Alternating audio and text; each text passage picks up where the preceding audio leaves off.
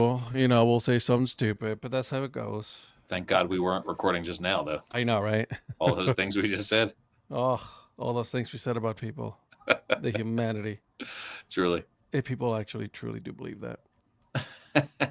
Hi, Ed. Oh, hey. Okay, let's go.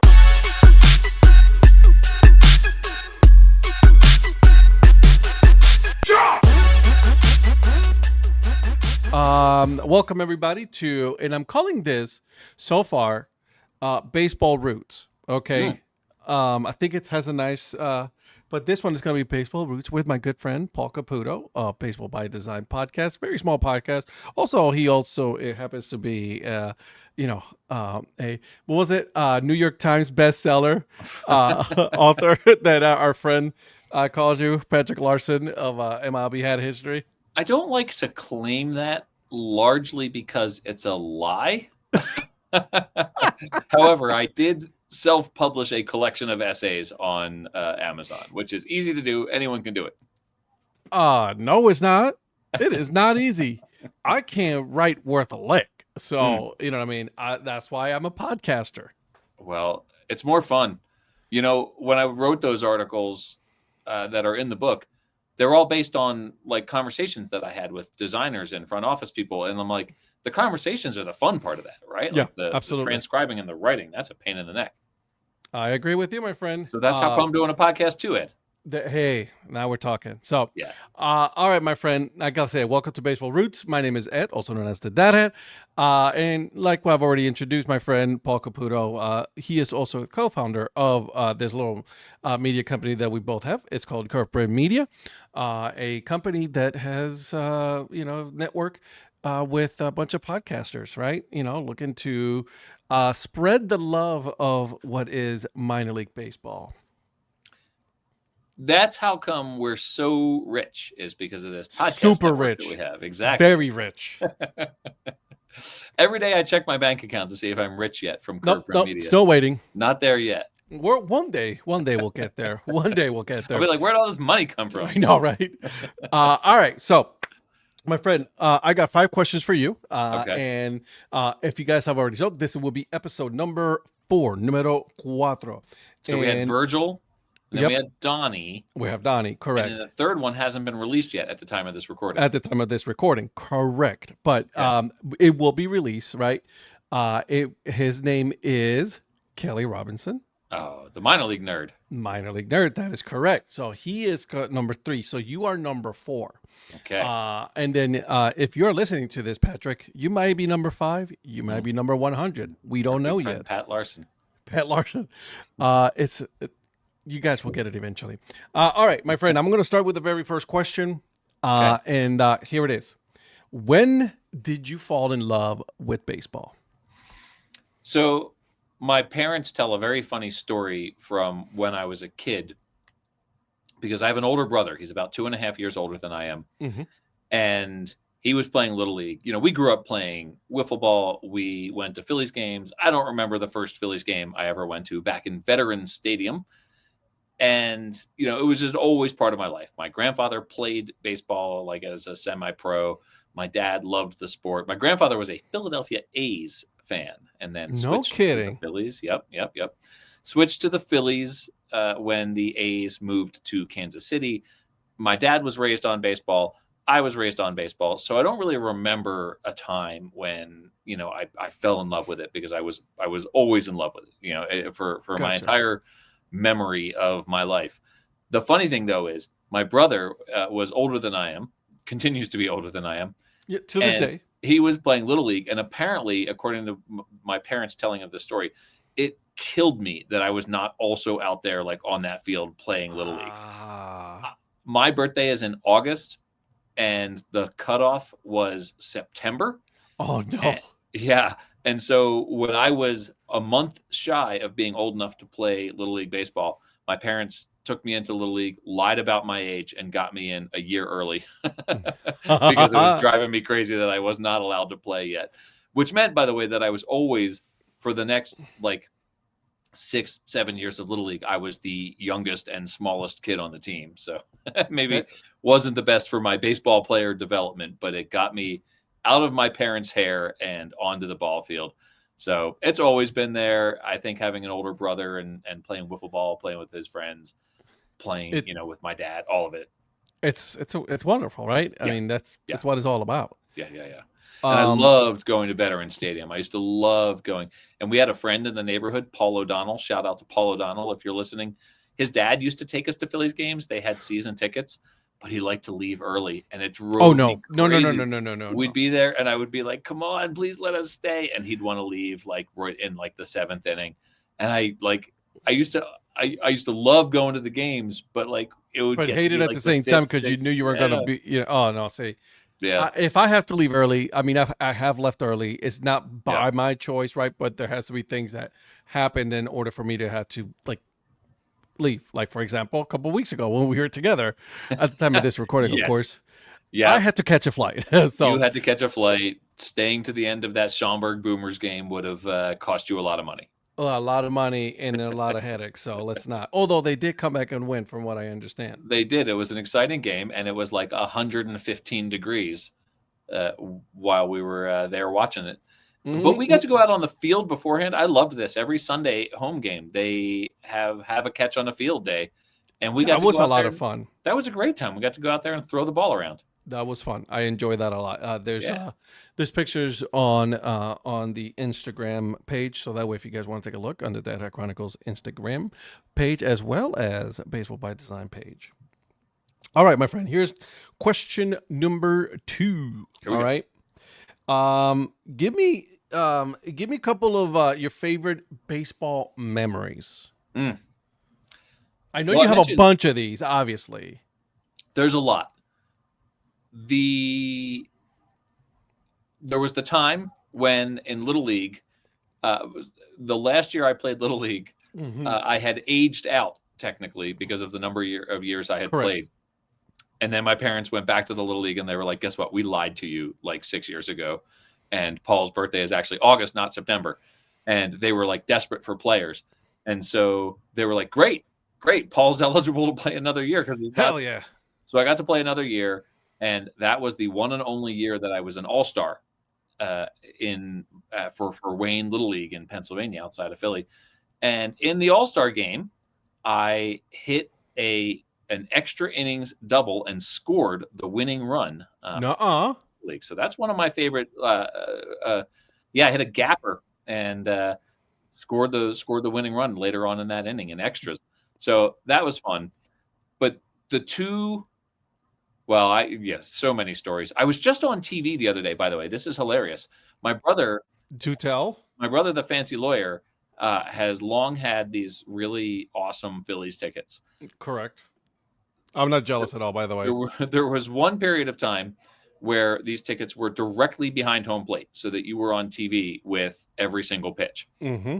In 2006, September 3rd, 2006, Ryan Howard hit 3 home runs in one game to become the single season record holder for the Phillies. Yep. We were right behind home plate for that game. And I was watching the game the other day, and they decided they were going to like flash back to that moment. So here I am sitting on my sofa, and they're like, flashback to Ryan Howard. And I'm like, wait a minute, that's me on TV watching the Phillies. Wait a second. I know that guy. One of my other favorites, when I was in college in 1993, I was at the University of Richmond, and we were the Phillies were about to clinch the division, and some buddies of mine and I drove from Richmond to Philadelphia to watch the Phillies play a very important game against the Atlanta Braves, who were then in the National League West, not the National League East. And it wasn't the clincher, but it was like it got them within like a game or two of finally clinching the East. There was no question that they were going to clinch, but it was, because they had like a 10-12 game lead over the Expos. Sheesh. But like driving all the way up there to Philly from Richmond, watching this game, going absolutely crazy. Mike Zimmer, Tina Nancaro, Melissa Casper, and we all drove up there, saw this game. And then turned right around and drove back to Richmond, got in at like 3 a.m. that night. And it was all totally worth it. I'd have to say my absolute favorite memory. If you say World Series, I will kill you. The game 3 of the 2022 World Series. Phillies won 7-0. I was there with my dad. My Yep. brother and my nephew were also in the ballpark, not sitting with us because they had different seats. That, I've never experienced anything quite like that amount of noise, that level of excitement, watching the Phillies take a 2-1 lead in the World Series. They would eventually lose that World Series 4-2. That was a bummer. And then I know you guys all make fun of me because I'm always bringing up Japan, but I got to say, going to Japan to see 2 games in Osaka to see the Hanshin Tigers, that's a signature baseball experience for me. It was incredible. And I talk about it all the time for a reason. I've never experienced anything quite like that. The singing, the music, the environment. Wait, you've been to Japan? Enough with this. Oh my god. No, you know what though? I'm actually super jealous the fact that you actually been to Japan to actually watch some baseball in Japan. Yeah. Because that's always been, you and me, we talked about this. Like it's been on a bucket list of the places that us as baseball fans we should go and watch, right? Yeah. I always say go to the Caribbean, watch some baseball in the Caribbean, which both of us have done. Obviously, me being from Puerto Rico, and you were in Puerto Rico watching the Caribbean series. Right. Yeah, that was cool. Definitely here. And then Japan, and then also the Midnight Sun game. That's those are places that people should go to watch baseball. So I still have not watched Midnight Sun, which we still got to do. Our friend Anna just went there for the 2nd time. That's hard to believe. Yeah, I know. we should definitely go.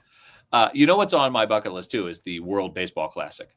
Love to get to a World Baseball Classic game. I've done that. Yeah. Where was it? You went in Miami, right? No, Puerto Rico. Oh, you went to Puerto Rico. Yep. So cool. Puerto Rico against Spain. And that was I got lucky because we were looking for tickets. Obviously, the most popular one was Puerto Rico, Dominican Republic, just because that's just a, rivalry of countries right there. But let me tell you, it doesn't matter. Like you're there and it's a party. Yeah, I believe that. Baseball in Japan, baseball in Puerto Rico, in the Caribbean, is totally different than baseball here in the U.S. Yeah. Completely different. I would when I go to a World Baseball Classic game, I would like to go ideally somewhere outside the continental United States, right? You seeing it in Puerto Rico, that's super cool. Maybe like a game in Mexico City or something. That would be cool too. As much as I want to see a World Baseball Classic game, I'm not sure if it would be the same going to like Chase Field in Arizona or like going to Miami or something like that. I'll tell you this. Okay. Caribbean Baseball Series in Miami. Yeah, I believe that.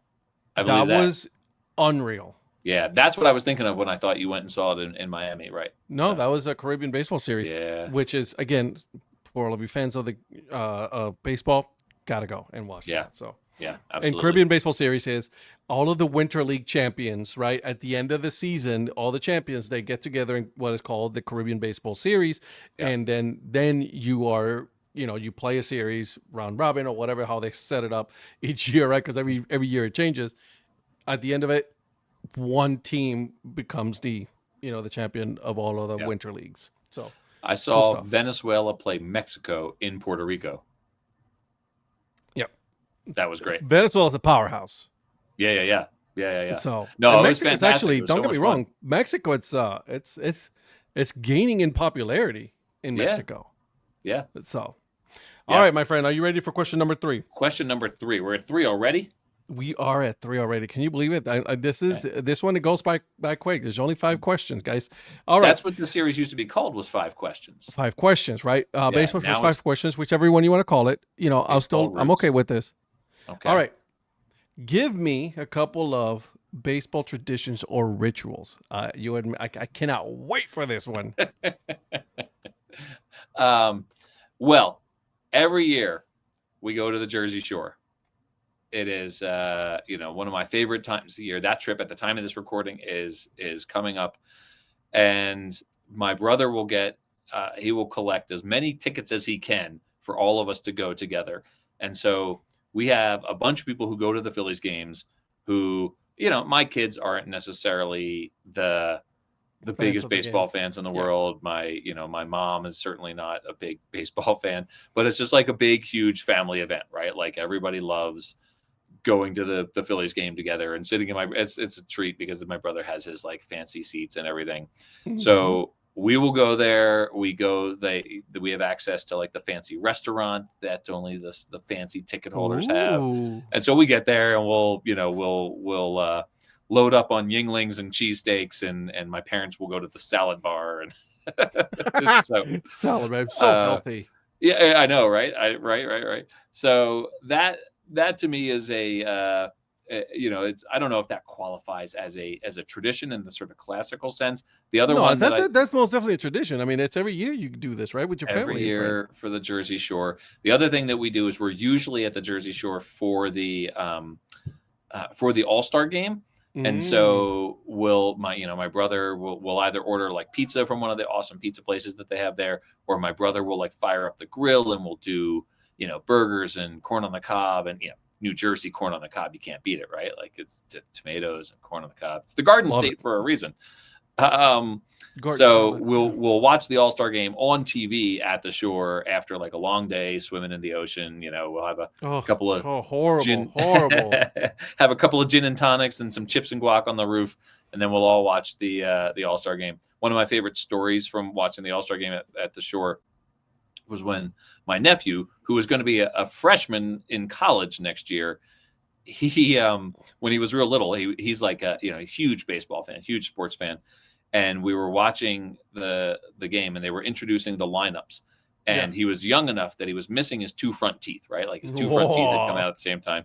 And they're panning from player to player, and he is naming the players before the announcers name the players, right? Like, so that's how good he was. He was like the all-stars for every team he was naming.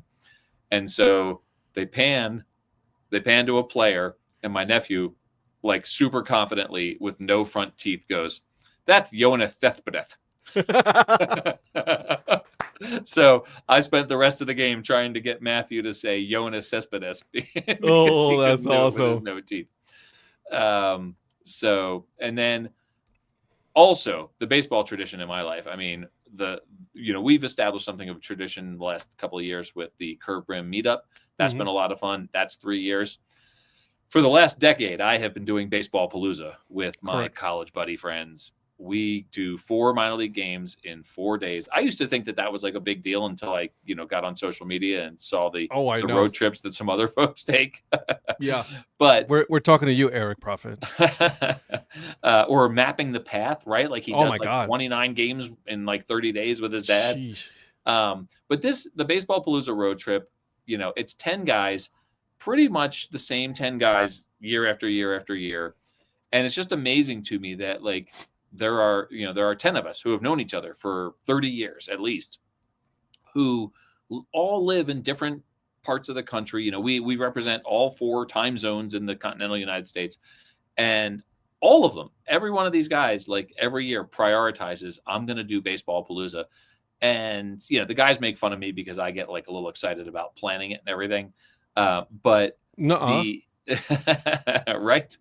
But the road trip that we take with that group is so much fun. And I'll be honest, like I used to post about it on social media, and it reached a point where I guess, when the podcast became a little more popular and I got a little more followers, that people would just start showing up on Baseball Palooza. So I've actually stopped posting about it because like the dynamic of this, this group of you want it buddies, to be with you, just you and your buddies. Yeah. That's it. It's the opposite of the Curve Brim Media Meetup, right? Yeah. Curve Brim Media Meetup is so much fun. Come one, come all.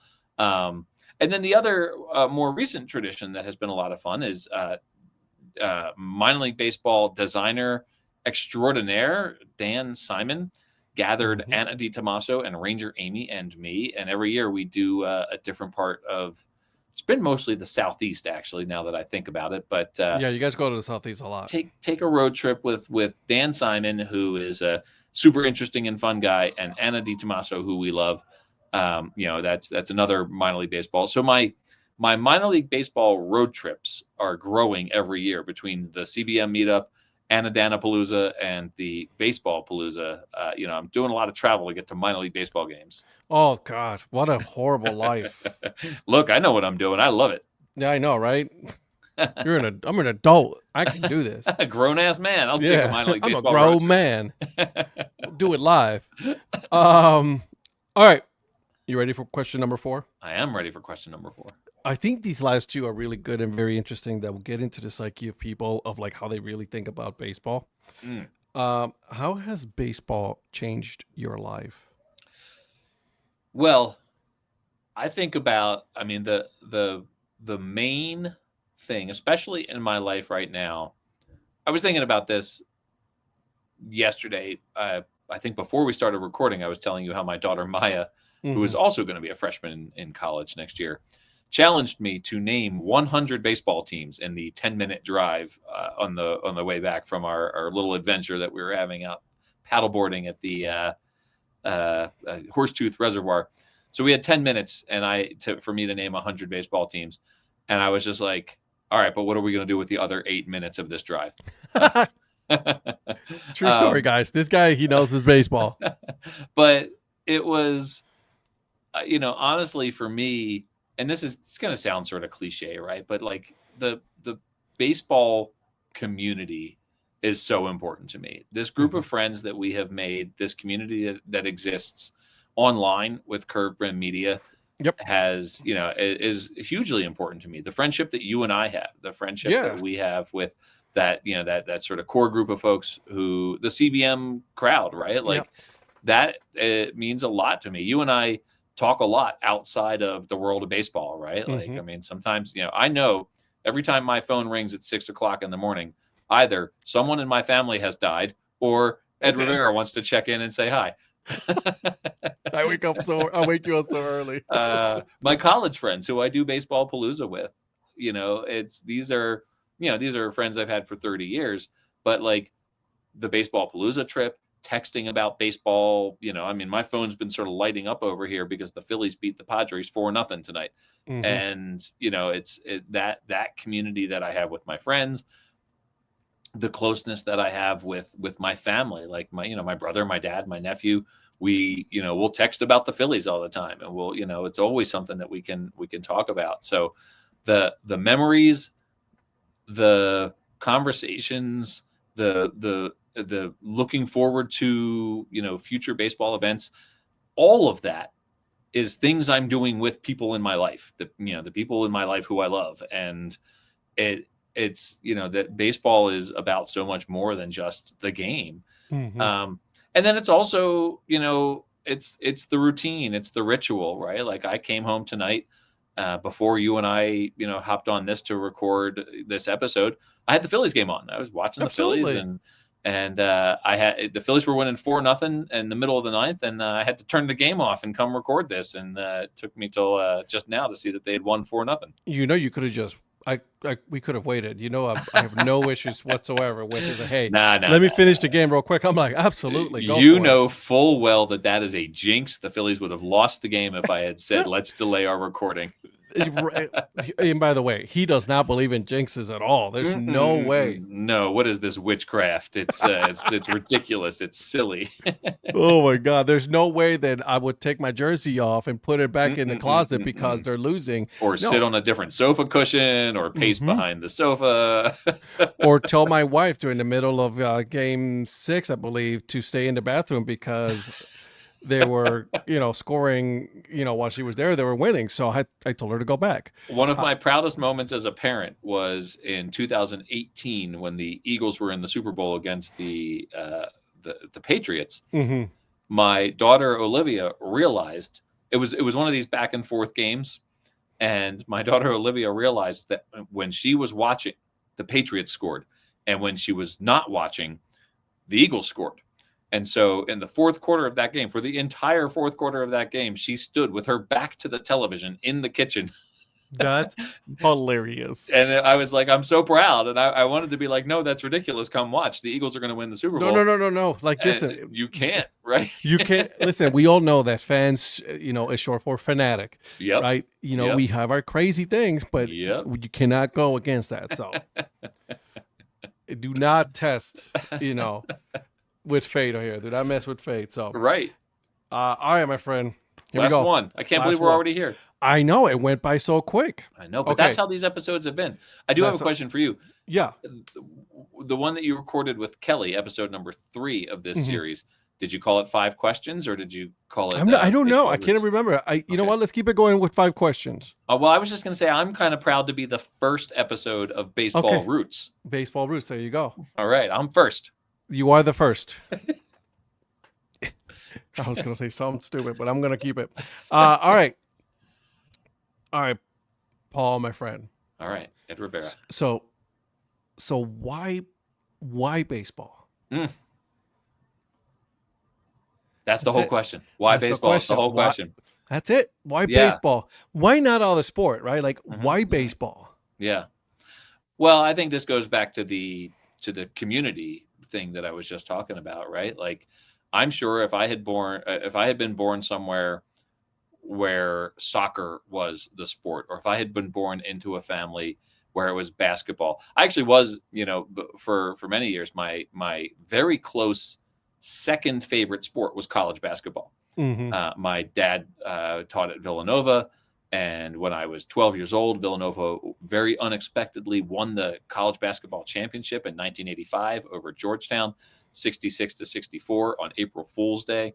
No, And but who's no, no one's gonna remember that. right? No, certainly not. No, 40 not years you. later, Right? So it's really goes back to, I think, the having this community to share this experience with. Mm-hmm. I wonder about that sometimes. I mean, I have friends who are like big fans of British soccer, right? Like they're like Man U fans or whatever. And I certainly get that soccer is in its own right a beautiful, nuanced sport. I don't follow it closely Correct. Yeah. because I don't have a team. It wasn't part of the community that I grew up in. College basketball I liked because my dad taught there. But like that sport has changed quite a bit. I follow the NFL. I care a lot that the Eagles just won the Super Bowl. Nothing compares to the Philadelphia Phillies winning the World Series in 2008, right? Like there's just no experience sports-wise in my lifetime that holds a candle to that. That matters the absolute most. And I think I want to feel that. I want to feel that feeling. You should. Everyone deserves to feel that, honestly. Like there's nothing quite like it. And you probably can relate, right? Because you had the Cavaliers who Correct. won. Yep. All those Browns championships in Cleveland, like that's a big deal. Sorry, what happened? Thanks. Is this still on? Is this thing on? Yeah. Well, But no, but like, buddy. I mean, I think that's a pretty comparable thing, right? No, like, right. Yeah. The Cavaliers winning for you that was an experience. That's a big deal, right? Oh, it was a massive deal for Cleveland. We haven't we haven't won a championship in such a long time, right? That it was like the closest thing that we got was the Indians, right? In 95, 97, 06, like so there was like these moments, but it was for naught because they never won. Yeah. Thanks, right. Marlins. Thanks, Braves. So you have a similar thing where it's like your city has experienced that, but not your favorite sport, your favorite team. Correct. And that's I do have the Phillies in 08, and that was amazing. And I have the Eagles, with two championships since 2018. So that's cool, right? Like that's I do feel lucky to have gotten to experience that. I watch the highlights over and over again. I mean, trust me, I live in that. But baseball, any fan of any sport is going to wax poetic about their favorite sport. The sounds, the sights, the dimensions, the sort of perfect moments. And baseball is all of that for me. I had the experience recently of going to a Rockies game with Eric the Peanut Guy, who was visiting Colorado. He and his wife Carina were in town for a wedding, and so we got to spend a day together. And we had these awesome seats right behind the first base dugout. And then after like the third inning, Eric's like, "Okay, it's time to go wandering." And the Rockies field, obviously it has an open concourse, and so you can follow the game while you're wandering. But we wandered the concourse.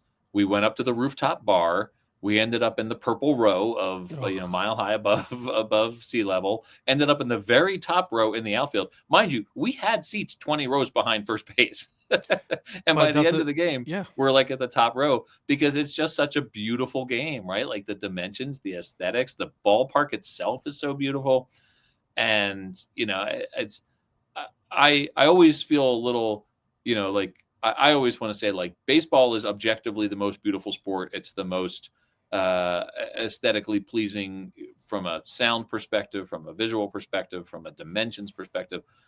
Oh, and I'm sure any fan of any sport is going to say that about their own sport. I've been watching Welcome to Wrexham on Netflix. Oh, Yeah, and it's sort of cool to see people who are as passionate about their yeah. sport as I am about baseball. But one of the funny things that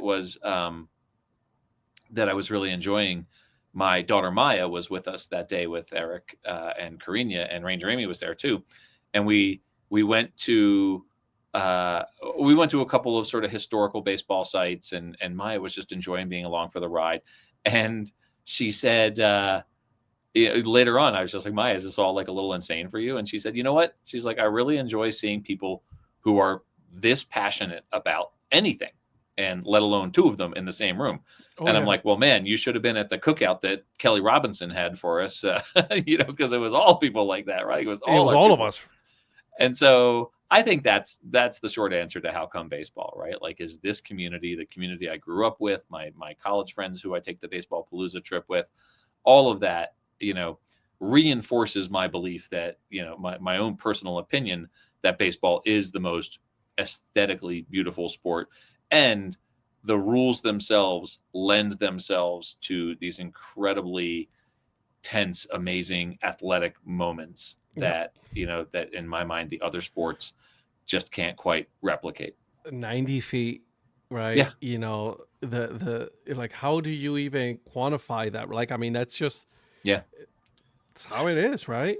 And to see the plays that are routine for the major leaguers, at the game at its highest level, the plays that are routine versus the plays that are not routine Correct. as you get further down the rings of, Mhm. or the levels of play.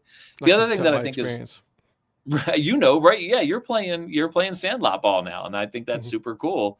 But you can the other thing that I think is really beautiful about baseball that the other sports in many ways do not have is the levels, the classifications that you can go experience as a fan. I mean, the NBA has the G League, but who really, who's taking Ugh. G League road trips out there? Right. Football, you really have the pros, and then you have college, College. Yep. and maybe you have like I don't know arena football or whatever. Um, Oh. I guess soccer really, you've got the levels of soccer with the Yeah, you promotion got and the demotion, USL. and so you've That's got where you different got. levels. But being able to go see baseball as a fan at AAA, AA, high A, single A, independent, collegiate summer level. Like, I mean, all those different levels of baseball and seeing how the nuances change from level to level is really incredible. I have Pioneer League baseball. Used to have Pioneer League baseball close to me here. As of this afternoon, at the time of this recording, the Owls with a Z are no more. So I've got to go a couple hours down to Colorado Springs now to see You Pioneer League can't. baseball. You can't say Owls with a Z anymore. I can't. But like that league is an MLB partner league. The moment a pitcher learns how to throw anything other than a fastball, they get snatched up and signed to an affiliated team's system. And so what that means is you've got all these teams out in the mountain time zone with pitchers who can only throw fastballs, which means that every single game is going to end in a score of 15-12 because it's Yep. all fastballs, it's high elevation. And that's like a beautiful nuance about this game. It's, that one little detail right there completely changes it. So, You can definitely tell the level of the player's ability yeah. sometimes between indie ball Yep. and affiliated, like let's say double A, triple A, right? Like Yeah. major leagues. Yeah.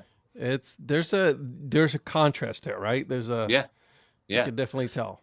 And then the flip side of that is, and you're going to laugh at me, and I know Pat Larson is going to make this joke as well, but when we were in Japan, watching Japanese baseball, it was contact hitters, it was slap hitters, it was Hmm. trying to manufacture runs. Yeah, small Um, ball. I actually subscribed to the Hanshin Tigers streaming service, and and I'll put often those games happen overnight, but I'll get up in the morning and I'll sometimes, like with my coffee, I'll put on the previous night's game just to I like watch a that. little bit. Totally fun.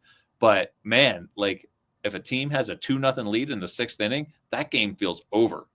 It's Yeah. like, how in the world are you going to score 3 runs to win a game now?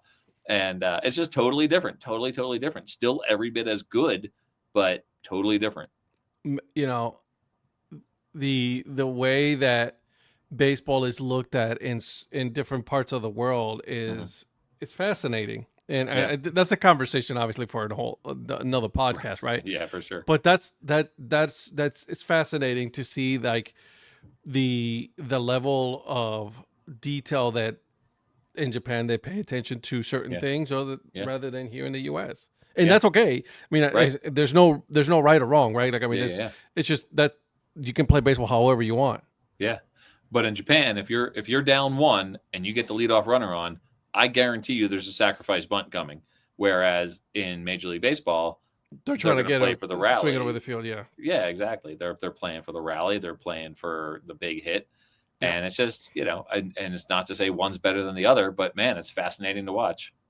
I'm a fan of the sacrifice one. I'm a fan of small ball. So there's that. Yep. My friend, thank you so much for doing this. Obviously, I knew a lot of this stuff already beforehand, just because we do talk all the time. And obviously, we're both massive fans of the sport of baseball. But where can people find you on the socials? Well, I am on largely, I would say, Instagram and Threads and Blue Sky are probably the ones I'm on the most, and those are all at Baseball by Design.